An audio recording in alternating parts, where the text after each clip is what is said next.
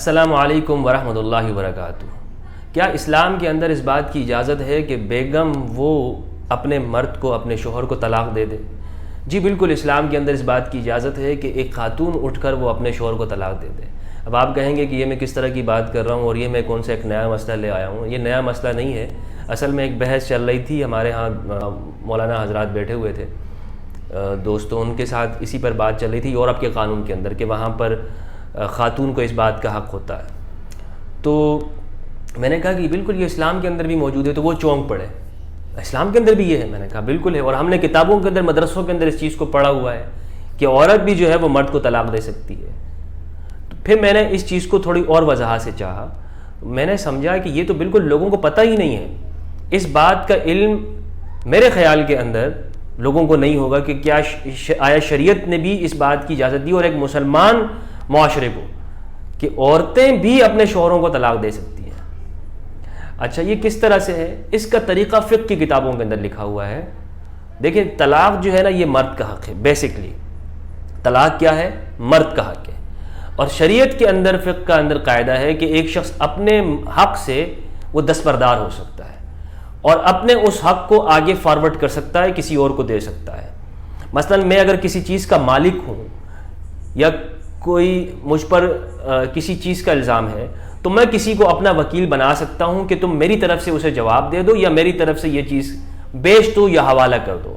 اس کو کہتے ہیں وکالت، کہ میں اپنا نائب بنا لیتا ہوں کہ آپ میرے نائب ہیں اور آپ میری طرف سے یہ کام کر لیں۔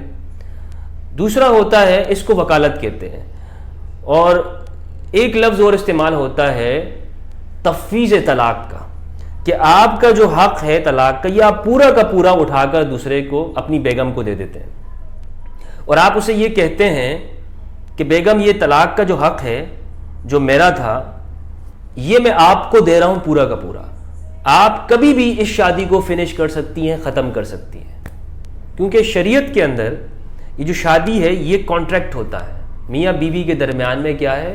معاہدہ ہے۔ بیگم کچھ دے رہی ہے تو اس کے بدلے میں آپ کچھ پیسے دے دیتے ہیں، اور دونوں طرف سے ایک رشتہ بن جاتا ہے۔ تو اب اس کے اندر آپ کہہ رہے ہیں کہ ختم کرنے کا اختیار تو میرے پاس ہے، کہ میں یہ کہہ سکتا ہوں کہ طلاق ہے، طلاق ہے، لیکن یہ جو میرا رائٹ ہے یہ میں آپ کو دے رہا ہوں۔ اور وہ عورت یہ کر سکتی ہے زندگی میں کبھی بھی کہ جس طرح مرد کہتا ہے طلاق ہے، طلاق ہے، طلاق ہے، اس طرح عورت بھی کہہ سکتی ہے کہ میں نے کیا کر دیا؟ طلاق دے دی، یا میں نے اس کو قبول کر لیا۔